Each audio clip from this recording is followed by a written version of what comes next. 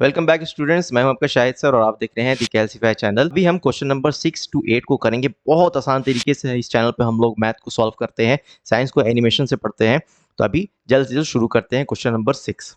If 3p7q8 is divisible by 44, list all possible pairs of values for p and q। तो question को पहले आसान भाषा में समझते हैं कि क्वेश्चन कह क्या रहा है और कॉन्सेप्ट को क्लियर करते हुए इस क्वेश्चन को करेंगे। जितने भी क्वेश्चन हम यहाँ पे करते हैं दी कैल्सीफाई पर, हम क्वेश्चन को करने से पहले उसके उसके पीछे जो कॉन्सेप्ट है उसको क्लियर करते हैं, तब हम सॉल्व करते हैं। ओके, तो चलिए, क्वेश्चन कह रहा है कि 3p7q8 कोई नंबर है, वो 44 से डिविजिबल है, तो p और q के all possible pair of values क्या हो सकते हैं वो आपको बताना है। ठीक है, तो p और q क्या है? हमारा डिजिट है। ठीक है, सिंगल डिजिट है। जैसे 37q8 है, 378 है, वैसी p और q भी डिजिट्स हैं। चलिए, तो अब हम इसका सॉल्यूशन करते हैं।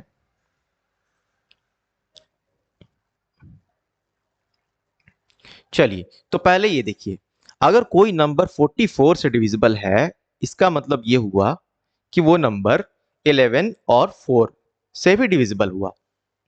ठीक है, क्वेश्चन में गिवन है, तो ये मैं ऐसे लिख रहा हूं क्योंकि आप अच्छे से नोट्स बना लो और एग्जाम में वैसे ही लिखना है। ठीक है, तो ये सारा मैंने पहले से प्रेजेंटेशन तैयार करके रखा है। Okay, given by question, question में दिया हुआ है कि 3p7q8 इज डिविजिबल बाय 44। ठीक है, तो as we know, if a number is divisible by 44 then it is also divisible by 4 and 11। जैसे कि हमें पता है कि कोई अगर नंबर 44 से डिविजिबल है, कोई नंबर 44 से अगर डिविजिबल है, तो वो 4 और 11 से भी डिविजिबल होगा, ये हमें पता है। ठीक है, तो अब 4 से डिविजिबिलिटी का क्या रूल है, 11 से डिविजिबिलिटी का क्या रूल है, ये हम कॉन्सेप्ट को क्लियर पहले करेंगे। तो पहले 11 से का करते हैं। 11 से डिविजिबिलिटी का क्या रूल है? थोड़ा सा कॉम्प्लेक्स है, लेकिन उसको एकदम इजीली समझेंगे। ठीक है, तो now for this number 3p7q8 divisibility by 11। Divisibility by 11 का ये रूल है कि ऑल्टरनेट जो डिजिट्स हैं, ऑल्टरनेट डिजिट्स उनका सम माइनस बाकी जो ऑल्टरनेट डिजिट्स हैं उनका सम, वो 0 आना चाहिए या तो मल्टीपल ऑफ 11 आना चाहिए। ठीक है, ऑल्टरनेट डिजिट्स का कहने का मतलब क्या? ऑड प्लेस पर जो डिजिट्स हैं, मीन्स एक नंबर पर, फिर एक छोड़ करके 3 नंबर पर, फिर एक छोड़ करके 5 नंबर पर। ठीक है, यानी कि इनका सम 3 + 7 + 8 क्या आया? 18। और फिर इसको माइनस करेंगे और इवन प्लेस पर जो डिजिट्स हैं p+q। अब इन दोनों का सम जब माइनस करेंगे तो वो या तो 0 आना चाहिए या तो 11 का मल्टीपल आना चाहिए। ठीक है, तो मल्टीपल ऑफ 11 आना चाहिए। तो इस कॉन्सेप्ट को याद रखना है। ठीक है, ये यहाँ पे मैंने ऐड किया है, ये ऐसे आपको नीड नहीं है कि आप ऐसे सॉल्व करो तो इन सारी चीज़ों को लिखो। ये डिविजिबिलिटी बाई 11 का ये रूल है, इसलिए ये मैंने यहाँ पे इंक्लूड कर दिया है। आप डायरेक्टली 3 + 7 + 8 = 18 करके माइनस कर सकते हो p+q में से, और फिर वहां से आप रैंडमली आपको p और q का वैल्यू गेस करना है कि क्या क्या हो सकते हैं वैल्यू। ठीक है, तो 11 से डिविजिबल ये नंबर तब होगा जब 18 माइनस p+q ये आपका इक्वल आए मल्टीपल ऑफ 11। ओके, चलिए, अभी देखेंगे हम कि 4 से डिविजिबिलिटी का क्या रूल है। ठीक है, तो नेक्स्ट स्लाइड में देखते हैं 4 से डिविजिबिलिटी का क्या रूल है। 4 से डिविजिबिलिटी का रूल होता है कि लास्ट जो दो डिजिट्स हैं, कोई भी नंबर है जिसका हम चेक कर रहे हैं, उसके जो लास्ट दो डिजिट्स हैं, लास्ट 2 डिजिट्स, वो 4 के मल्टीपल होना चाहिए। यानी कि जो लास्ट 2 डिजिट से जो नंबर बन रहा है, जैसे अपना क्वेश्चन क्या है, 3p7q8, यही है ना? 3p7q8 ये अपना नंबर है। ओके, तो इसके जो लास्ट 2 डिजिट्स हैं उससे क्या नंबर बन रहा है? Q8। Q8 4 का मल्टीपल आना चाहिए। तो Q का हम वैल्यू क्या क्या ले सकते हैं? Q का वैल्यू जब हम 0 लेंगे तो ये क्या बन जाएगा? 08 मीन्स 8 यानी 8 बन गया। 8 4 का मल्टीपल है? हाँ है, 4 2 8। तो ये इसको सेटिस्फाई कर रहा है, यानी कि Q का वैल्यू हम 0 ले सकते हैं। अभी देखो, अभी Q का वैल्यू तो हम 0 ले सकते हैं, P का वैल्यू क्या लें अब? P का वैल्यू डिसाइड करेगा इससे पहले वाला रूल, मीन्स जो 11 का हमने देखा है। 11 से डिविजिबिलिटी के लिए हमने क्या देखा है? 18 minus P plus Q equal आना चाहिए 11 का मल्टीपल। तो चलिए Q का वैल्यू जब हम 0 रख लेते हैं, सॉरी, पी क्यू का वैल्यू जब हम 0 रख लेते हैं, तो P का वैल्यू क्या रखना चाहिए अब कि ये सब्ट्रैक्शन जो है वो 11 का मल्टीपल है। P का वैल्यू हम ले लेते हैं 7। 18 माइनस 7, 18 माइनस 7 क्या हो जाएगा? 11। 11 क्या होता है? 11 का मल्टीपल। 11 क्या होता है? 11 का मल्टीपल। ठीक है, तो P का वैल्यू 7 हो गया और Q का वैल्यू 0 हो गया। ये आपका पहला आंसर हो गया।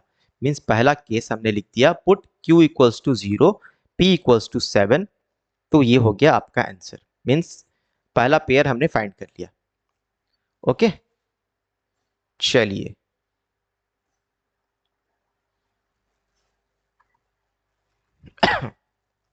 अब नेक्स्ट करेंगे। नेक्स्ट केस क्या हो सकता है? तो ये अपना नंबर बन गया। P की जगह पर हमने क्या रख दिया? 7, और Q की जगह पर हमने क्या रख दिया?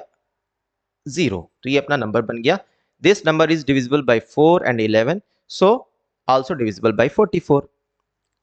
चलिए केस 2। अभी हम क्या करेंगे? Q का वैल्यू अब और कुछ रख सकते हैं। क्या रख सकते हैं? सो डेट ये नंबर है जो Q8, ये 4 का मल्टीपल बन जाए। 2 रख सकते हैं, Q की जगह पर 2 रख सकते हैं, तो 28 बन जाएगा। 28 क्या है हमारा? 4 7 जा 28, 4 का मल्टीपल है। ठीक है, अभी Q का वैल्यू जब हम 2 रख रहे हैं, तो P का वैल्यू क्या होगा? P का वैल्यू, क्योंकि 11 से डिविजिबिलिटी के लिए हमारा क्या आया है relation? 18 minus P plus Q, ये होना चाहिए 11 का मल्टीपल। ठीक है, तो 18 माइनस 7 हमेशा 11 आएगा। तो P प्लस क्यू को आप इतना ध्यान रख लो कि P प्लस क्यू हमेशा आपको एनी हाउ 7 बनाना है। P प्लस क्यू आपको 7 बनाना है। ठीक है, तो Q हमने रख लिया 2। सेकेंड केस में, सेकेंड केस की बात कर रहा हूं मैं, सेकेंड केस में हमने Q को रख लिया 2, तो P क्या रखेंगे? 5। P क्या रखेंगे? 5। अगर सॉल्यूशन समझ में आ रहा है तो प्लीज वीडियो को लाइक कर दो और चैनल को सब्सक्राइब कर लो, और कमेंट बॉक्स में एक लाइक दे दो। ओके, चलिए, तो 18 माइनस 7 क्या हो जाएगा? अगेन 11। तो ये नंबर 11 से भी डिविजिबल हो जाएगा। 4 से डिविजिबल तो है ही, क्योंकि हमने Q का वैल्यू 2 रखा, तो 28। ठीक है, 28 इज मल्टीपल ऑफ 4, 4 का मल्टीपल है 28। चलिए, तो ये हमारा नंबर क्या बन गया? P की जगह पर हमने 5 रख दिया और Q की जगह पर 2 रख दिया। ठीक है, अभी इसी तरीके से थर्ड केस लेते हैं। थर्ड केस लेते हैं। P प्लस क्यू क्या हमें बनाना है? जैसे मैंने कहा यहाँ पे 7, P प्लस क्यू हमें क्या बनाना है? 7। ठीक है, तो थर्ड केस में अभी हम Q का क्या वैल्यू ले सकते हैं? Q का वैल्यू हम अब ले सकते हैं 4, 48। 48 क्या है? 48 भी 4 का मल्टीपल है। ठीक है, तो Q का जब वैल्यू हम 4 ले लेंगे, तो P का वैल्यू लेंगे 3। तो अगेन 18 माइनस 7 हो जाएगा। 18 माइनस P का वैल्यू 3, Q का वैल्यू 4, ये क्या आ जाएगा? 11, यानी 11 का मल्टीपल। तो ये भी सेटिस्फाई कर रहा है। P का वैल्यू 3 और Q का वैल्यू 4। ठीक है, अब केस 4 में क्या हो सकता है? 6 ले सकते हैं हम Q का वैल्यू। Q का वैल्यू 6 लेंगे तो 68। 68 क्या है? 4 का मल्टीपल। ठीक है, 4 1 जा 4 और 4 7 जा 28। 17 मल्टीप्लाई 4 करो, ये आता है 68। ओके, तो इससे नंबर क्या बन गया? 31768, 31,768, ये नंबर बन गया। This is divisible by 4 and also divisible bye 11, so it is divisible bye 11, 44। यहाँ 44 होगा, सॉरी 44 होगा। ठीक है, तो थस आंसर लिख देंगे हम कि हमारे पास जो पेयर क्या मिल गए? P का 7, P equals to 7, Q equals to 0, P equals to 5, Q equals to 2, P equals to 3, Q equals to 4, P equals to 1, Q equals to 6. These are the possible pairs of values for P and Q. I hope कि solution समझ में आ रहा है। अगर आ रहा है तो please video को लाइक कर दो और चैनल को सब्सक्राइब कर दो। क्वेश्चन नंबर 7 लेते हैं, ठीक है। चलिए क्वेश्चन नंबर 7 को रीड करते हैं। पहले क्या कह रहा है question number 7? Find 3 consecutive numbers such that the first number is a multiple of 2, the second number is a multiple of 3, and the third number is a multiple of 4. Are there more such numbers? How often do they occur? ठीक है, तो पहले question को समझ लेते हैं।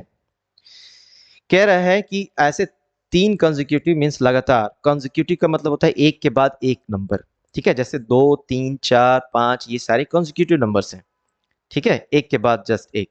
तो consecutive numbers, 3 consecutive numbers ऐसे बताने हैं जिसमें फर्स्ट नंबर जो है वो 2 का मल्टीपल है, दूसरा नंबर उसके जस्ट बाद वाला जो है वो 3 का मल्टीपल है, और उसके जस्ट बाद वाला नंबर है 4 का मल्टीपल है, ठीक है।